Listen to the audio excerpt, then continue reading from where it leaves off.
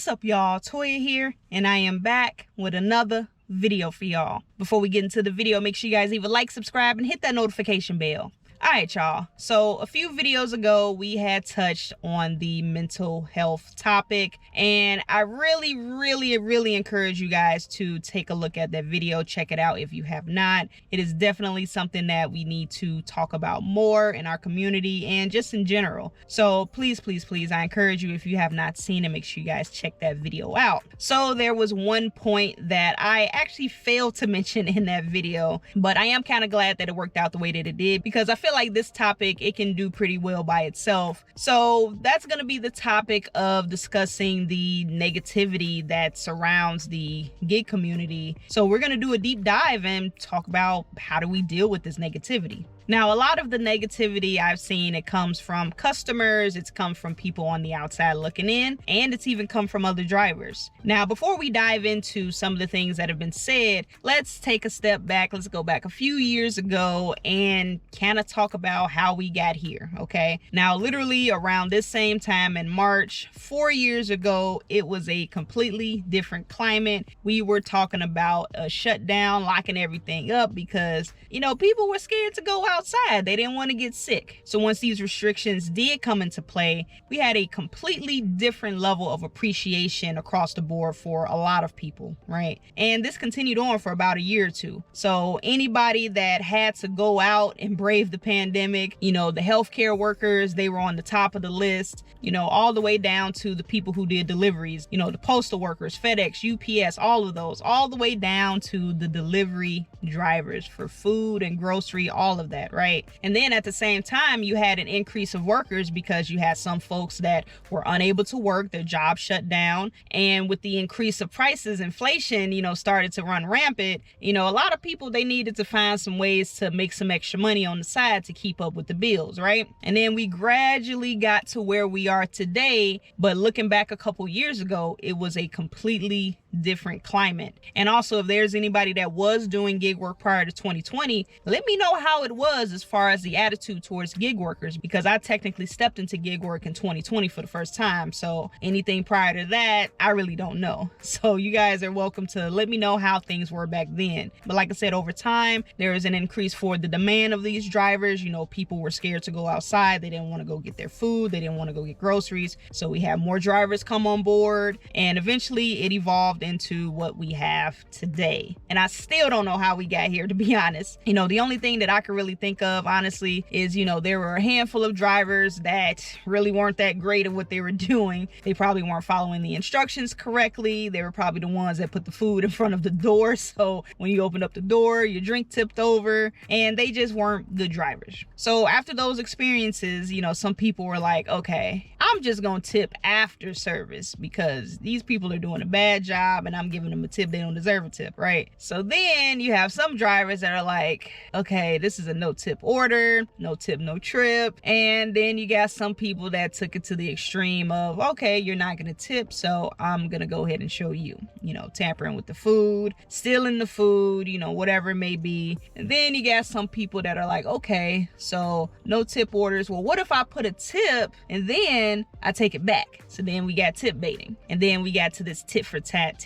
type of deal, right? And everyone's pretty much enabling each other. The drivers are enabling the customers are enabling the drivers, and it's just this back and forth, unnecessary back and forth. So that's how things kind of evolved, right? At least how I can see how it probably evolved, right? So now today you have various people. Like I said, some of these people are customers, some of these people are just people on the outside looking in, and you see the typical comments, the get a real job, get a better job, and the people that don't tip, it's not my job to pay your wage and this and that, the typical arguments and everything, right? And quick side note, I find it funny for those folks that don't tip. And don't get me wrong, I don't like tip culture either. It's gotten to the point where we're getting asked to tip for every single thing. I wouldn't be surprised if one day we're pumping our gas and then a tip screen comes up. It's getting out of hand. But for those folks that don't tip the delivery drivers, so let's just say, as an example, example, you order like $100 worth of food and you gave a 10% tip, so $10, right?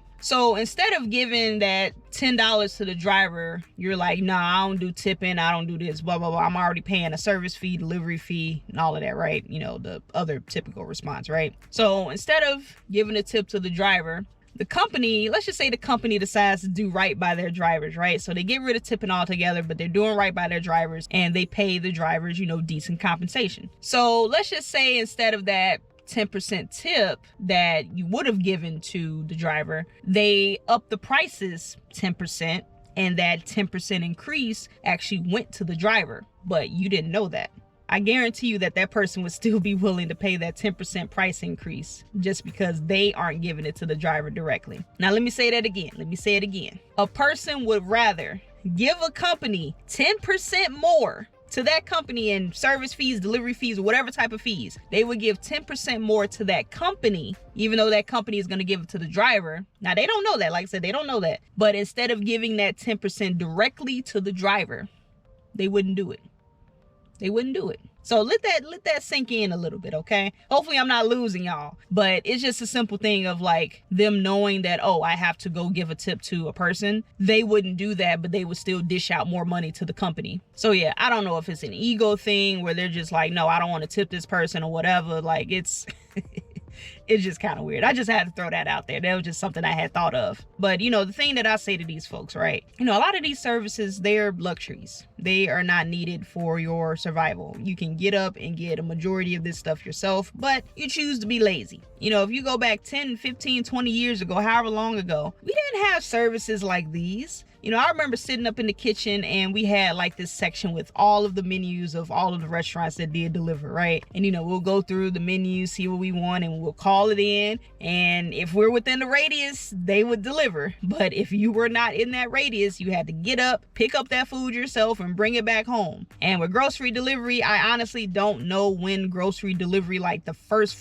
service started, but I definitely remember seeing those pea pod trucks driving around. People were getting groceries delivered, and it still wasn't like a common occurrence. It was still something that was kind of like out of the norm. You know, if you wanted your groceries, you had to go get up and get your groceries. You know, so a lot of these services, yeah, they are not required. They're luxuries. I'm always going to consider them luxuries. You know, and then, you know, it's funny for those that always say, you know, the get another job comment. If everybody did go get another job, there's going to be a demand for that service. Somebody has to do that service for you. And somebody can argue, well, you know, technology and AI and everything, we're going to have robots doing the deliveries and this and that. And yeah, they're testing, but you know, we're a little ways from that. So until we get there, if we do get there, you know, we're still going to have people to fill those shoes to provide this service. So don't be saying get another job, because if everybody decided, you know what, we're not getting paid enough, we are going to go get another job, who's going to do that service for you? Then you're going to be complaining that nobody's there to complete that service for you. You know, the thing is, I feel like technology is a blessing and a curse.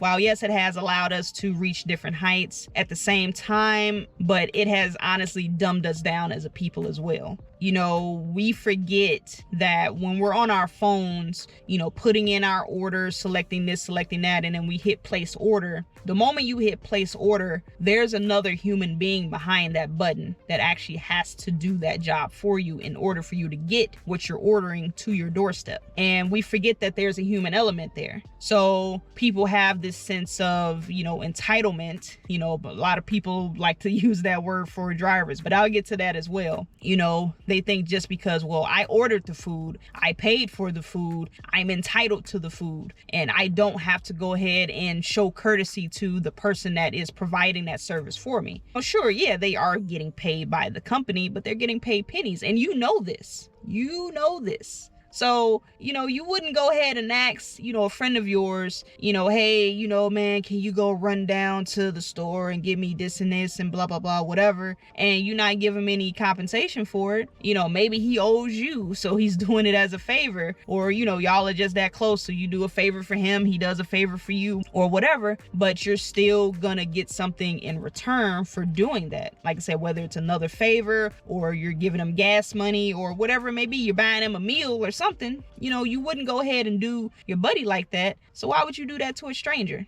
I had seen somebody had comment that actually one time on one of my videos. You know, why would you have a stranger do something for you for free, essentially, because they're barely getting paid, you know, for base pay? Why would you go ahead and have a stranger do that when you wouldn't ask a friend of yours to do that? But yeah, like I said, honestly, it is a shame that we have gotten to this point. You know, on the other side, people say that drivers are entitled. And, you know, I don't understand how that's entitlement when you're just asking to be compensated for a job that you're doing. You know, the other typical responses, you know, it's an easy job, it's zero barrier to entry, this and that. But if it was so easy, why don't you go get it yourself if it's that easy? So yeah, it's not entitlement to ask to get compensated fairly. You know, all it is having a human decency to say, hey, you know, this will at least put some money back into your car, and, you know, you can buy yourself a meal off of it as a thank you. But yeah, as far as just dealing with it, you know, I just kind of laugh at it. I'm not gonna lie, I just kind of laugh at it. And, you know, I am just gonna continue to make the content that I make. I'm here to educate people. You know, it does bring a smile to my face when people ask me in public. You know, first they ask me, oh my God, you got a camera on, you know, and I just explain, you know, one is for safety, and I let them know about my channel. And like I've mentioned in the past, you know, not everybody knows that there are other options out there. So, you know, when I run into people and they're like, oh, I thought there was just, you know, DoorDash and Uber and this and that. And I mean, I'm like, no, you know, you have that, but you have this, this, and this. And I let them know, like, hey, you know, this is how much you can make. And they're just like, wow, you know, that's crazy. You know, I might have to try that, you know, every now and then. And, you know, it puts a smile on my face knowing that, you know, I am helping some people in some capacity, you know, even if it's just to help them, you know, put a few extra bucks in their pocket. You know, it's something that they didn't know before, and now I expose that world to them, and that gives them more opportunity for themselves. And the same should be for you guys. You know, if anything, us drivers, we should be encouraging ourselves, but there are some drivers out there that don't want to see other people win. And that's just a thing of, you know, jealousy, whatever you may call it. You know, I've seen some people say, well, you know, you shouldn't do gig work like this. You need to do this. You know, this is the wrong way to do it, or gig work is dead. You know, you shouldn't be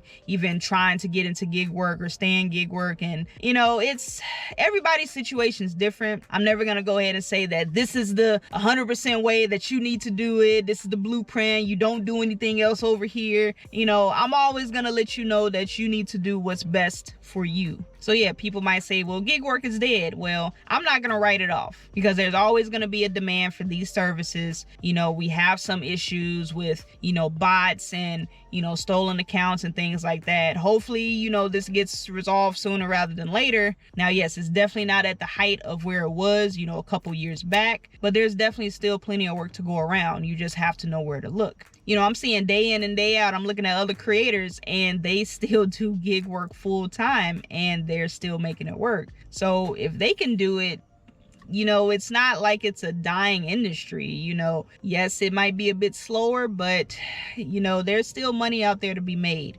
But I'm not going to go ahead and knock somebody for, you know, showing that there's other ways to, you know, make money in the gig scene. So, you know, we gotta get away from that negativity, right? You know, I see people in the comments, you know, I'm thinking of this one individual, you know, always leaving just like negative comments, and I just kind of laugh at it. I just laugh, I delete the comment, and I move on. But the way I see it, and this can apply to you as well, anytime you start seeing that negativity or that hate come your way, it's just more or less a sign that you're going in the right direction. So you're always going to have people that are going to look down on you because they aren't in the position that you are in, and it's more or less just jealousy. It's just like, man, this person's making it, they're doing what I couldn't do, so I'm gonna go ahead and hate on them. So I never understood that mentality. You should go ahead and take that and learn and apply it to yourself, and maybe you can go ahead and be in the same position as them, or if not better. So yeah, use that negativity as fuel, if anything. You know, prove the haters wrong, and, you know, just keep it moving. Keep it moving. And, you know, just a side note, I know some people might be like, you know, why are you the way that you are? You know, I just go ahead and treat people with the same respect that I want to be given, right? So, you know, anytime I come across, you know, anyone in the customer service industry or just service industry in general, you know, I'm always like, okay, I understand that 9 times out of 10, you probably don't want to be here in the first place. You're just trying to get through your day. You don't know what's going on in a person's life. You know, sometimes they might be doing certain jobs because they enjoy it, but in most cases, they're just there for a check. right? So I'm not gonna go ahead and do anything to, you know, cause any more trouble to make their day more stressful. So yeah, when I see people give, you know, people attitudes, or, you know, they just giving them a hard time because they're not getting their way, I'm just kind of like, bro, like it's not really that deep. First of all, 9 times out of 10, it's not even really that deep. And secondly, I worked help desk for what, 3, almost 4 years. So, you know, I definitely have a level of appreciation of, you know, just people that deal with customer service in general. And I just have that level of patience because, you know, some of these folks, the way they've talked to me, you know, you being first level support, you're the first person that they're talking to on the phone. You got a lot of people that can be nasty towards you, and they talk to you any kinds of way, thinking that that's gonna go ahead and help their problem to get resolved. It's, oof, you know, over the years, I've kind of become numb to it. I just kind of laugh at people that try to give me a hard time. I feel like everybody should experience, you know, some form of customer service, you know, type of job, just to see like how it feels, just to see how it feels, and not even to say like, oh, that's just gonna be a get back or whatever. You know, some people just don't care. Some people literally just don't care. They don't care if they were treated the same way, they're gonna go ahead and do the same thing back to another person. They don't care. I think some people would have a better appreciation if they actually saw what a lot of the service work entailed. Like, at least, like I said, have a better level of appreciation and maybe not be so nasty to other people. Like, I know everybody ain't gonna be like that. Some people just don't care regardless, but I do feel like everybody should have at least like one position in customer service to just kind of see how it is. You know, some folks, they just don't know. They think the world revolves around them, and you know, sometimes you gotta get humbled. Sometimes you gotta get humbled. So that's my 2 cents. I know that was a little bit off topic, but y'all know how I do. Y'all know how I do. So yeah, that's pretty much it, guys. So what do you guys think? How do you guys handle the negativity that comes with gig work? You know, do you kind of brush it off? Do you try to educate people? You know, what do you do? What is your best method to deal with negativity in gig work? Let me know in the comments. But before I go, I have to remind you guys to leave a like, subscribe, and hit that notification bell so you do not miss a video. But I'm gonna go ahead and get up out of here, guys. I hope you guys enjoyed this video. I'm gonna catch you guys on the next one. And as always, stay safe out there and keep grinding.